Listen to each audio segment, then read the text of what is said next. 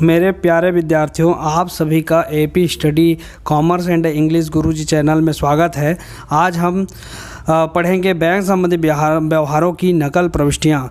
मतलब बैंक संबंधी जो लेन देन है उसकी नकल प्रविष्टियाँ कैसे करेंगे, मतलब पंजी प्रविष्टि कैसे करेंगे, आज इसके बारे में पढ़ेंगे।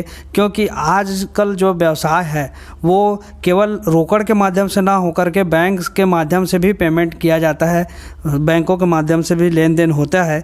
तो बैंकों के माध्यम से जो भी लेन देन होता है उन सारे की एंट्री पंजी प्रविष्टि कैसे करते हैं उसके बारे में आज हम विस्तार से पढ़ेंगे। तो थोड़ा सा हम थ्योरी सेक्शन से शुरू करते हैं और हम चलेंगे प्रैक्टिकल की ओर। और पहले हम चलते हैं थ्योरी में।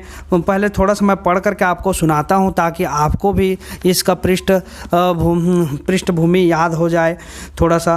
तो देखिए, पहला जो लिखा है इसमें यहाँ पर है, बैंक संबंधी व्यवहारों से आशय ऐसे व्यवहारों से है जो बैंक तथा व्यवसायी के बीच संपन्न होते हैं। समझ रहे हैं? बैंक संबंधी व्यवहारों से आशय ऐसे व्यवहारों से है जो क्या होता है, बैंक या व्यवसायी के बीच, बैंक तथा व्यवसायी के बीच संपन्न होते हैं। वर्तमान युग में व्यावसायिक क्रियाओं का संचालन बैंकों के सहयोग पर ही निर्भर है। यही कारण है कि आज प्रत्येक व्यवसायी अपना खाता एक या एक से अधिक बैंकों में रखता है। इन खातों में वह व्यवसाय की आय को जमा करता है तथा समय समय पर वह अपने व्यावसायिक खर्चों के भुगतान हेतु रकम को निकालते रहता है। इस तरह बैंक और व्यवसायी के बीच प्रतिदिन अनेक व्यवहार होते हैं, अतः इन व्यवहारों का लेखांकन आवश्यक है। समझ रहे हैं? क्या होता है, आजकल का जो लेन देन है वह बैंक के और व्यवसायी के बीच होता है, संपन्न होता है। और वर्तमान युग जो है बैंकों का युग है, तो जो भी आजकल लेन देन होते हैं वो बैंकों के माध्यम से होते हैं। व्यापारी अपना जो भी रकम है, जो भी पैसा है वो बैंकों में जमा करके रखता है, क्योंकि वो अधिक रकम को जो है बैंकों के माध्यम से भुगतान करता है ताकि उसको भी कहीं भी रुपया लाने ले जाने में कोई समस्या ना हो। और दूर के जो व्यापारी हैं, मतलब दूसरे प्रदेश में या दूसरे देश में रहने वाले व्यापारी हैं, उनको भी बैंकों के माध्यम से डायरेक्ट भुगतान किया जा सके, इसलिए बैंक का उपयोग व्यापारी करते हैं। तो बैंक में जो है खाते कितने प्रकार के होते हैं इसके बारे में हम पढ़ेंगे। तो बैंक में जो है 3 प्रकार के खाते खोले जाते हैं। पहला जो खाता होता है वह चालू खाता। पहला जो खाता है वह चालू खाता है, ठीक है।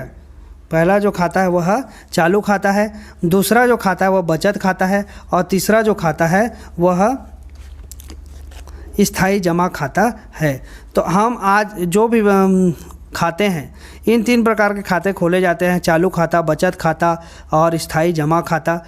तो व्यवसायिक दृष्टि से चालू खाता अधिक उपयोगी है, क्योंकि इस खाते में दिन में अनेक बार राशि जमा की जा सकती है और अनेक बार राशि निकाली भी जा सकती है। बैंक में चालू खाते को ही बैंक खाते के नाम से जाना जाता है। बैंक में रकम जमा करने तथा बैंक से राशि निकालने संबंधी व्यवहारों को बैंक खाते के माध्यम से ही पुस्तकों में प्रविष्ट किया जाता है। पुस्तकों में प्रविष्ट करना मतलब एंट्री किया जाता है, ठीक है। तो यदि व्यापारी ने बैंक में स्थायी जमा खाता या बचत खाता खोल रखा है तो व्यापारी अपनी खाता बही में अलग से स्थायी जमा खाता या बचत खाता खोलकर इसे संबंधित लेखा करता है। बैंक एक व्यक्ति माना जाता है, अतः नकल प्रविष्टियां करते समय बैंक को व्यक्ति मानकर व्यक्तिगत खाते के नियम के अनुसार पुस्तकों में प्रविष्टि किया जाना चाहिए। आपको इसको ध्यान रखना है। बैंक को क्या माना जाता है? व्यक्ति माना जाता है, और व्यक्तिगत खाते का ही नियम यहाँ पर लगेगा। क्लियर हो रहा है? व्यक्तिगत खाते का ही नियम यहाँ पे लगेगा, ठीक है। आगे चलते हैं। देखिए, बैंक संबंधी व्यवहार और उनकी नकल प्रविष्टियाँ। तो बैंक संबंधी व्यवहार और नकल प्रविष्टि क्या क्या होती है, कैसे होती है, तो हमको देखना है। देखिए, बैंक संबंधित जो व्यवहार है और उनकी नकल प्रविष्टियाँ हैं। तो पहला जो है बैंक में नगद रुपया जमा करने पर, बैंक में जब भी हम नगद रुपया जमा करते हैं तो एंट्री क्या होगी। तो बैंक में जब भी हम नगद रुपया जमा करेंगे तो बैंक खाता विकलन रोकड़ खाते से, बैंक खाता विकलन रोकड़ खाते से। क्यों ऐसी होगी, क्योंकि बैंक जो है पाने वाला हो गया व्यक्तिगत खाते के नियम के अनुसार, और रोकड़ खाता से रोकड़ जो है जा रहा है, इसलिए मतलब है क्या हो गया, ये वास्तविक खाता का नियम कहता है कि जो वस्तु जाए उसे जमा करो। तो हमारे पास बैंक पाने वाला, इसलिए विकलन और रोकड़ खाता से, मतलब बैंक में जमा कर रहे हैं तो क्या, जैसे पेमेंट करते हैं तो लिखते हैं ना कि जैसे किराया का पेमेंट किया तो क्या लिखते हैं, किराया खाता विकलन रोकड़ खाते से। ठीक उसी प्रकार बैंक में अगर जमा कर रहे हैं तो भी लिखेंगे बैंक खाता विकलन रोकड़ खाता से। क्लियर हो गया। अगर बैंक से राशि निकालते हैं तो क्या लिखते हैं, इसका जस्ट उल्टा कर देंगे, बैंक से अगर राशि निकालेंगे तो रोकड़ खाता विकलन बैंक खाता से हो जाएगा। क्लियर। तो पहला जो है यदि रुपया चालू खाते में जमा करना है तो पहला कंडीशन में। दूसरा जो कंडीशन कहता है कि यदि रुपया स्थायी जमा खाते में जमा करना है तो। स्थायी जमा खाते का मतलब होता है, स्थायी बैंक में जो है एक ऐसा खाता होता है जो स्थायी रूप से रहता है। ठीक है, एक चालू खाता होता है जिसमें लेन देन आप बार बार कर सकते हैं, लेकिन स्थायी जमा खाते में आप बार बार लेन देन नहीं कर सकते। ठीक है, तो स्थायी जमा खाता विकलन रोकड़ खाते से। यदि स्थायी जमा खाता में जो है हम क्या कर रहे हैं, राशि डाल रहे हैं, मतलब पैसा जमा कर रहे हैं, तो होगा स्थायी जमा खाता विकलन रोकड़ खाता से। यहाँ पर लिखेंगे रुपया स्थायी जमा खाते में जमा किया। क्लियर हो गया। अब हम चलते हैं दूसरा, ग्राहक से प्राप्त चेक, बैंक ड्राफ्ट आदि बैंक में जमा करना। ग्राहक से जो भी चेक प्राप्त होता है, ग्राहक से चेक, बैंक ड्राफ्ट आदि जो है कहाँ जमा करना, बैंक में जमा करना। ठीक है, तो अगर जो भी ग्राहक से जो भी चेक प्राप्त हो रहा है, बैंक ड्राफ्ट आदि जो प्राप्त हो रहा है, उसको हम क्या करेंगे, बैंक में जमा करेंगे, तब ना हमारे खाते में राशि आएगा। तो जब चेक ड्राफ्ट आदि प्राप्त होने की तिथि पर ही जमा कर दिया गया है, तो मतलब जिस दिन मिल रहा है हमको चेक, उसी दिन हम क्या कर रहे हैं, उसको बैंक भेज दे रहे हैं, जमा कर दे रहे हैं। तो हम डायरेक्ट क्या एंट्री करेंगे, बैंक खाता विकलन ग्राहक खाते से। डायरेक्ट एंट्री होगा बैंक खाता विकलन ग्राहक के खाते से। यहाँ पर है bank account debit to customer account. Okay, bank account debit to customer account. ठीक है, उसके बाद जब चेक प्राप्त होने की तिथि पर ही जमा नहीं किया जाता है तो, है ना, जब चेक जिस दिन मिला हमको चेक, उस दिन हम क्या किए, हम उस दिन चेक को क्या किए, जमा नहीं किए, उसके दूसरे दिन जमा करेंगे। तो उस स्थिति में हम जो प्राप्त जो चेक है उसको हम क्या करेंगे, रोकड़ खाता के रूप में लिखेंगे।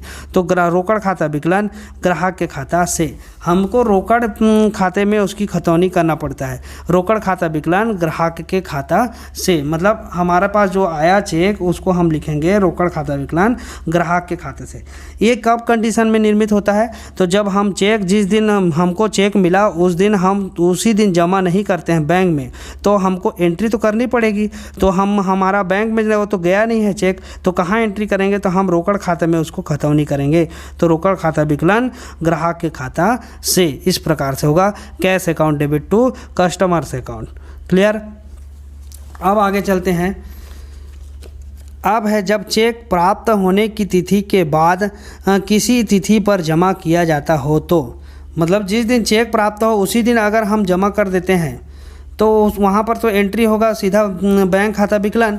वहाँ पर जो एंट्री यह इस प्रकार से होता है, बैंक खाता विकलन ग्राहक के खाते से।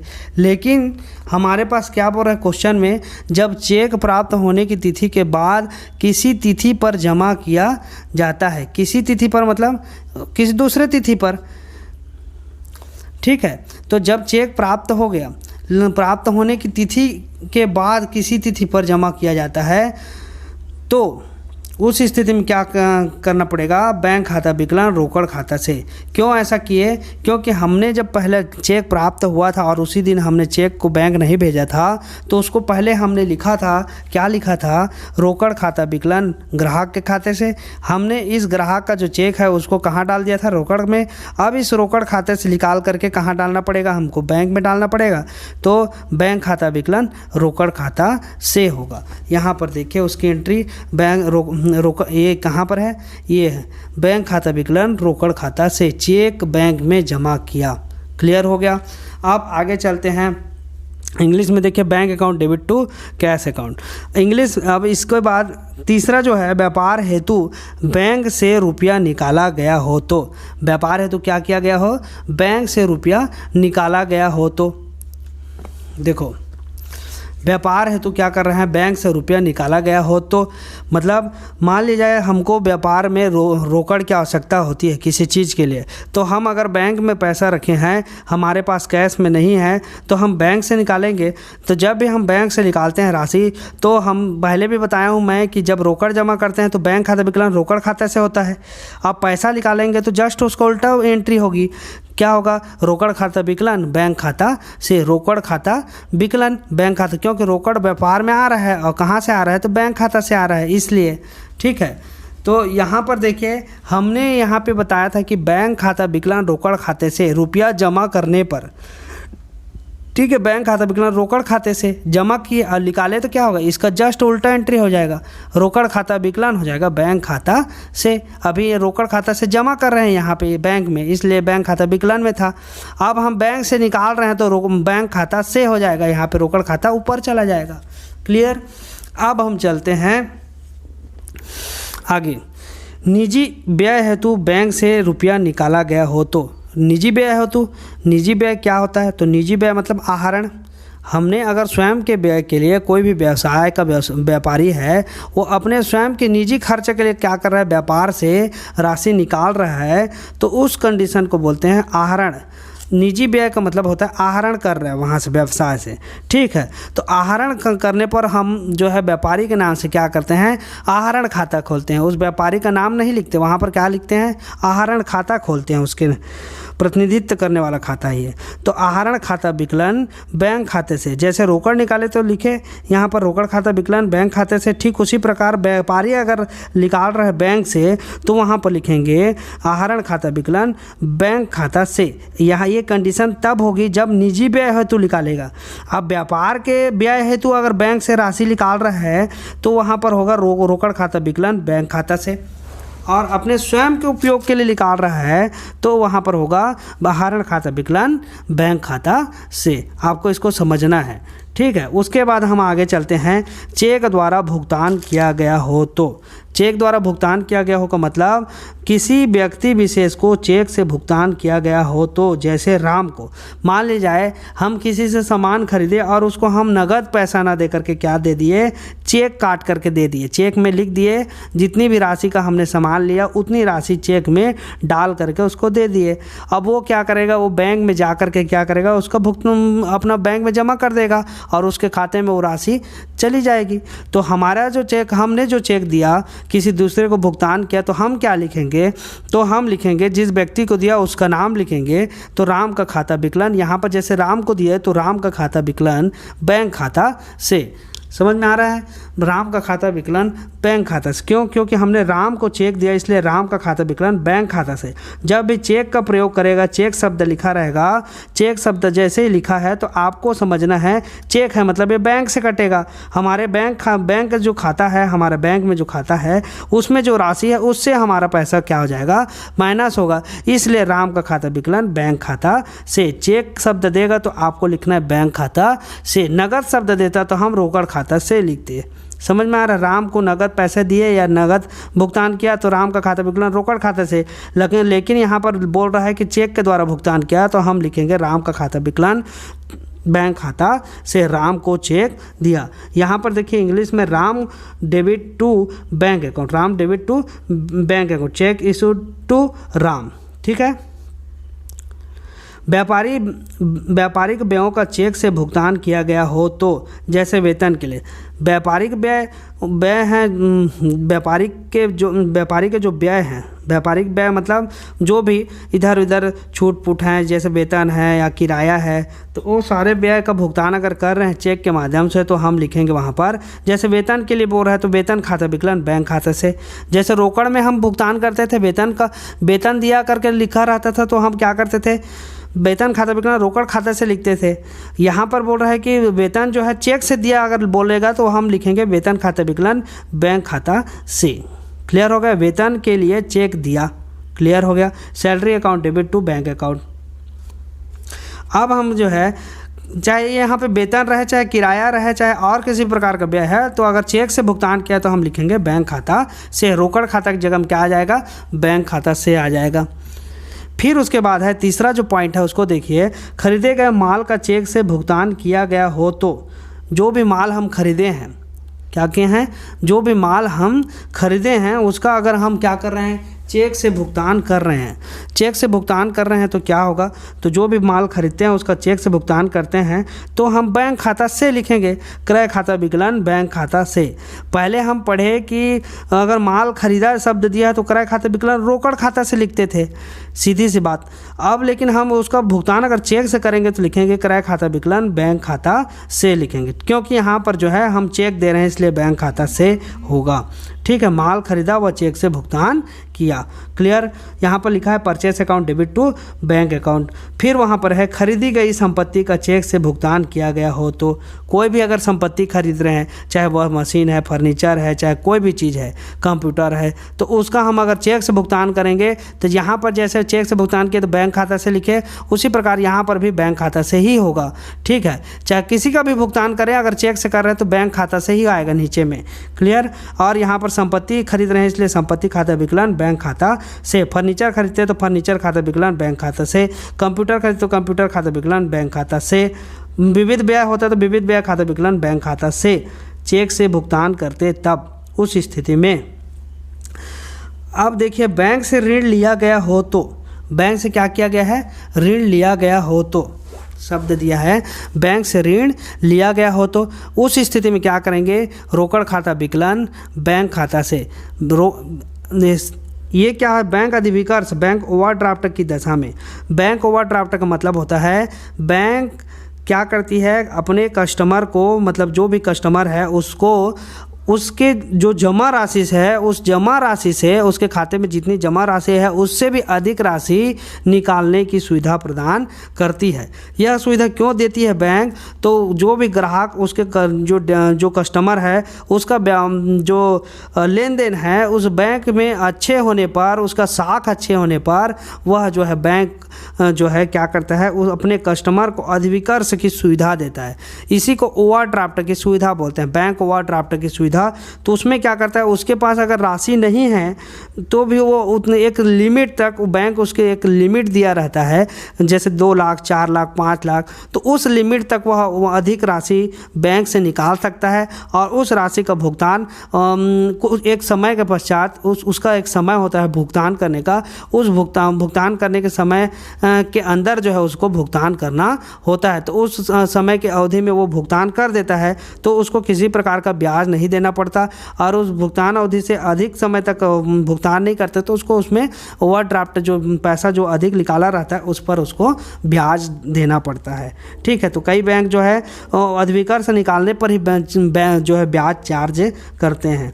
तो आपको बस इतना ही समझना है कि बैंक जो है अपने कस्टमर को, मतलब जो भी व्यापारी अगर बैंक में खाता खुलवा करके रखा है तो उसको ओवरड्राफ्ट की अगर सुविधा मिली है तो वो जो है बैंक से मतलब अधिक राशि निकाल सकता है, जिसको आप समझ सकते हैं कि ऋण के रूप में तो निकालेगा। तो क्या होगा एंट्री, तो रोकड़ खाता विकलन बैंक खाता से, बैंक से रकम निकाली। सेम एंट्री होगा जैसे हमने पहले पढ़ा कि बैंक से पैसा निकालने पर क्या एंट्री होता है, रुपया निकालने पर, वही यहाँ पर भी बैंक अधिविकर्ष की भी दशा में सेम होगा, रोकड़ खाता विकलन बैंक खाता से, cash account debit to bank account. Clear है। अब हम चलते हैं दूसरे पेज की ओर। अब दूसरे पेज में देखिए यहाँ पर दिया हुआ है कि नगद साख ऋण, नगद साख ऋण या कैश क्रेडिट की दशा में। तो कैश क्रेडिट की दशा में क्या होता है, रोकड़ खाता विकलन बैंक ऋण खाता से। अगर क्या बोल रहे हैं, नगद साख मतलब कैश में ले रहे हैं, मतलब बैंक से ओवरड्राफ्ट की सुविधा नहीं है, बैंक से डायरेक्ट या लोन निकाल रहा है यदि कोई व्यापारी, तो अपनी जो लेखा बही की पुस्तक है उसमें लिखेगा, क्या लिखेगा, रोकड़ खाता विकलन बैंक ऋण खाता से। रोकड़ खाता विकलन लिखेगा, कैसे किससे लिखेगा, बैंक ऋण खाता से। समझ में आ रहा है, बैंक से ऋण लिया उस समय, तो यहाँ पर है cash account debit to bank account, bank loan account. Clear हो गया, cash account debit to bank loan account होगा। अब देखते हैं सातवां, बैंक द्वारा ऋण पर ब्याज लगाया गया हो तो। बैंक द्वारा क्या बोल रहा है, ऋण पर ब्याज लगाया गया हो तो। अब देखिए, जो भी हम लोन लेते हैं तो उस पर तो बैंक क्या करता है, बैंक जो है हमसे जो है एक निश्चित प्रतिशत से ब्याज लेती है। तो बैंक अगर ब्याज लेती है तो उसका ब्याज हमको भुगतान करना पड़ेगा। तो जब भी हम भुगतान करते हैं तो उसका पेमेंट जो है हमारे खाते से ही कटता है। आप देखे होंगे जब भी लोन लेते हैं तो उसकी राशि हमारे खाते से कटती है। तो खाते से कटती है मतलब हमारा बैंक खाता जो बैंक में है उसी से कटती है। हमको अलग से बैंक में जाकर पैसा जमा करने की आवश्यकता उसके लिए नहीं होती। हमारे खाते में जो राशि रहती है उससे कटती है। अगर आपके खाते में नहीं है तो राशि जमा करना पड़ेगा आपको, ठीक है। तो ब्याज खाता विकलन बैंक खाता से, ब्याज खाता विकलन बैंक खाता, बैंक द्वारा ऋण पर ब्याज लगाया गया हो तो उस स्थिति में लिखेंगे ब्याज खाता विकलन बैंक खाता से, ब्याज खाता विकलन बैंक खाता से बैंक ने ब्याज के लगाए। अब देखो, बैंक द्वारा बैंक व्यय वसूल किया गया हो तो, बैंक द्वारा क्या क्या है, बैंक व्यय वसूल किया गया हो तो यहाँ पर लिखा बैंक व्यय खाता विकलन बैंक खाता से, क्योंकि इसी अपने आपके खाते से ही वो जो है पैसा बैंक व्यय खाते का कट जाता है। फिर यहाँ पर है बैंक द्वारा जमा राशि पर ब्याज दिया गया हो तो, बैंक जो है जमा राशि पर हमारा जो पैसा जमा है उस पर अगर ब्याज देगी तो हम लिखेंगे बैंक खाता विकलन ब्याज खाता से। यहाँ पर बैंक खाता विकलन इसलिए आया क्योंकि बैंक को पैसा मिल रहा है, मतलब हमारे खाते को पैसा मिल रहा है। और कहाँ से मिल रहा है, तो ब्याज खाते से मिल रहा है, इसलिए हम बैंक खाता विकलन ब्याज खाते से। पिछले वीडियो में मैंने बताया है कि पहले अगर बैंक से ब्याज की राशि ना प्राप्त होकर किसी दूसरे से अगर ब्याज की राशि प्राप्त होती है तो वहाँ पर लिखते हैं हम रोकड़ खाता विकलन ब्याज खाते से। उसी प्रकार अभी हमारे खाते में अगर मिल रहा है तो बैंक खाता विकलन ब्याज खाते से होगा। यहाँ पर लिखा है bank account debit to interest account.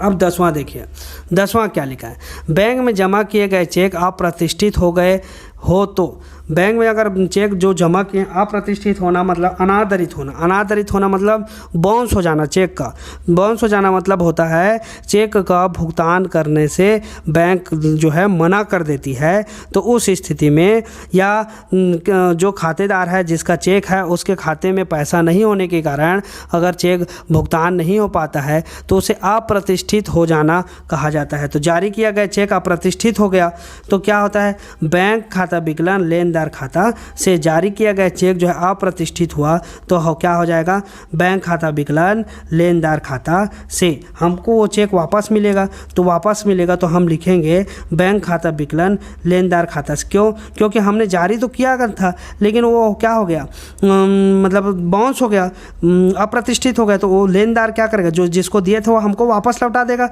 तो हम क्या लिखेंगे, तो हम लिखेंगे बैंक खाता विकलन लेनदार खाता से, लेनदार खाता से। क्लियर हो गया। उसके बाद है 12वां, प्राप्त चेक का बेचान किया गया हो तो। प्राप्त जो भी चेक है उसका क्या किया गया हो, बेचान करना मतलब होता है एंडोर्सिंग, मतलब होता है किसी दूसरे को दे देना। जो भी प्राप्त चेक है, मान लीजिए जाए मेरे को राम से चेक मिला और उस चेक को मैंने किसको दे दिया, श्याम को दे दिया। तो मैं क्या किया, जो प्राप्त चेक था उसका मैंने बेचान कर दिया, किसको, दूसरे को, श्याम को कर दिया। समझ रहे हैं, मतलब प्राप्त चेक का बेचान करना का मतलब मैंने जिस चेक को प्राप्त किया किसी दूसरे से उस चेक को मैंने और किसी तीसरे को दे दिया तो होता है प्राप्त चेक का बेचान किया। तो उस समय उस स्थिति में होगा लेनदार का खाता विकलन ग्राहक खाता से। हम यहाँ पर लेनदार का खाता विकलन ग्राहक खाते से। अब देखिए, मैं अगर मेरा कस्टमर है कोई, राम मान लीजिए मेरा कस्टमर है और उस कस्टमर से मेरे को, मेरा ग्राहक से अगर मेरे को क्या मिल रहा है, चेक मिल रहा है, राम मेरे को चेक दे रहा है तो मैं लिखूंगा, वो तो एंट्री होगी। लेकिन मैं उस चेक को क्या किया, मैं उस चेक को श्याम को दे दिया तो श्याम मेरा लेनदार होगा। तो श्याम को देंगे तो यहाँ पर होगा श्याम का खाता विकलन राम के खाता से, डायरेक्ट एंट्री होगी यहाँ पर। अगर इस डायरेक्ट एंट्री नहीं करेंगे तो एंट्री एक और होती है, वो होती है, क्या होती है, तो यहाँ पर मैं लिखूँगा कि अगर वो चेक मैंने तुरंत बैंक में जमा करूंगा तो उस स्थिति में मेरा जो चेक है वो लिखाएगा, क्या लिखाएगा, क्या बोलते हैं, बैंक खाता विकलन राम खाता से, समझ रहे हैं, बैंक खाता विकलन राम खाता से। लेकिन अगर उसी दिन बैंक में जमा नहीं किया तो लिखाएगा रोकड़ खाता विकलन राम से, फिर बाद में लिखाएगा बैंक खाता विकलन रोकड़ खाता से। समझ रहे हैं, 3 प्रकार के एंट्री, जैसे पिछले अभी जो पढ़े हैं उसमें इस प्रकार से, जैसे रोकड़ खाता विकलन ग्राहक खाते से, यहाँ पर जैसे मिला चेक प्राप्त हुआ तो उसी तिथि में बैंक को भेजेंगे, तो यहाँ पर लिखेंगे बैंक खाता विकलन ग्राहक खाते से, उसी तिथि को मिला और उसी को भेज दिए तो। और अगर नहीं भेजे उसी दिन, दूसरे दिन भेजे तो हमको ये लिखना पड़ेगा रोकड़ खाता विकलन ग्राहक खाते से। और अगर तीसरे दिन भेज रहे हैं तो हमको लिखना पड़ेगा बैंक खाता विकलन, तीसरे दिन मतलब उसके दूसरे दिन, जिस दिन मिला उस दिन चेक को ना भेज करके उसके और अगले दिन भेजते हैं तो हमको लिखना बैंक खाता विकलन रोकड़ खाते से लिखना पड़ेगा। ठीक है, तो हम यहाँ पर क्या कर रहे हैं, कोई भी चेक मिला और उसको हम डायरेक्ट किसको दे दिए, किसी दूसरे को दे दिए तो चेक का बेचान कहलाएगा। और उस स्थिति में हम क्या किए, बैंक ना भेज करके किसी तीसरे आदमी को दे दिए तो वहाँ पर लेनदार का खाता विकलन ग्राहक खाता से होगा। ठीक, अब है 13 नंबर, किसी ग्राहक द्वारा सीधे बैंक में राशि जमा की गई हो तो। किसी ग्राहक द्वारा बैंक में सीधे राशि जमा की हो गई हो तो मतलब कोई भी ग्राहक है, कोई भी कस्टमर है, अगर वो क्या कर रहा है, बैंक में सीधा हमारा भुगतान कर दे रहा है। मान लिया जाए वो रायपुर में रहता है और हम रहते हैं बिलासपुर में, अब वो उसको आने नहीं बन रहा, मतलब आ नहीं पा रहा है अगर बिलासपुर, तो वहीं से मेरे खाते में अगर राशि डाल देगा तो वो उस राशि को वो बताता है कि मैंने आपके खाते में राशि डाल दिया। तब उस स्थिति में क्या होगा, ग्राहक सीधे बैंक में राशि जमा कर दी तो उस स्थिति में हम एंट्री करेंगे बैंक खाता विकलन ग्राहक के खाता से। क्लियर हो गया। अब एक और है 14 नंबर का, बैंक द्वारा व्यापारी की ओर से सीधा भुगतान। क्या करते हैं, कभी कभी व्यापारी कभी कभी बैंक जो है व्यापारी के ओर से क्या करता है, सीधा भुगतान करता है। जैसे बीमा किस्त का भुगतान, कोई बीमा की राशि है तो हम आजकल क्या होता है, जो भी बीमा करवाते हैं उसकी राशि हमारे बैंक खाते से अपने आप क्या हो जाती है, कट जाती है। तो इस प्रकार की स्थिति में क्या होता है, व्यापारी का जो भुगतान है वो सीधा बैंक के माध्यम से कट जाता है, बैंक जो है भुगतान कर देती है। तो एंट्री होगी बीमा किस्त खाता विकलन बैंक खाता से। बीमा किस्त खाता विकलन बैंक खाता से, बीमा किस्त का भुगतान बैंक ने किया। तो आप अगर इतने को समझ जाएंगे तो पूरे आपके पंजी प्रविष्टि में कहीं पर भी कोई दिक्कत नहीं होगा। एक एक क्वेश्चन बनेगा आपसे, कहीं किसी भी प्रकार की कोई समस्या नहीं होगी। पिछले वीडियो को आप देख लीजिए, एक और वीडियो में मैंने पंजी प्रविष्टि का पूरा सारांश बताया है और इसमें जो है मैंने आपको बैंक से जो भी लेन देन होगा उसका पंजी प्रविष्टि कैसे होगा इसके बारे में बताया। आप इन दोनों वीडियो को अगर अच्छे से आप पढ़ लेते हैं, अच्छे से ध्यान लगा करके सुन लेते हैं, देख लेते हैं, तो आपको कहीं पर भी पंजी प्रविष्टि में कोई भी दिक्कत नहीं होगा। कहीं पर भी आपको क्वेश्चन में रुकावट नहीं होगी, बिल्कुल आप अच्छे से बना सकते हैं। आगे के वीडियो में मैं जो है इसका क्रियात्मक प्रश्न को बना करके आपको बताऊंगा कैसे बनेगा। और इस वीडियो में आज इतना ही, और इतने को आज अच्छे से पढ़िए। उसके बाद जो है नेक्स्ट वीडियो में हम फिर आगे के क्रियात्मक प्रश्नों के बारे में पढ़ेंगे। और चैनल को सब्सक्राइब कर दीजिए, बेल आइकन को प्रेस करिए ताकि मैं जब भी नया वीडियो डालूँ आप तक पहुँच सके। और अपने जितने भी फ्रेंड हैं क्लास 11 के, उन सारे फ्रेंड को इसको व्हाट्सएप में शेयर कर दीजिए ताकि वे भी वीडियो देख कर पढ़ सकें घर में। अभी चूँकि कोरोना काल चल रहा है तो अभी स्कूल जाना पॉसिबल नहीं है, तो मैं चाहता हूं कि सभी बच्चे जो है घर बैठे ऑनलाइन यूट्यूब से पढ़ाई कर सके। तो अधिक से अधिक वीडियो को शेयर करिए और वीडियो को देखने के लिए बहुत बहुत आप सभी का धन्यवाद।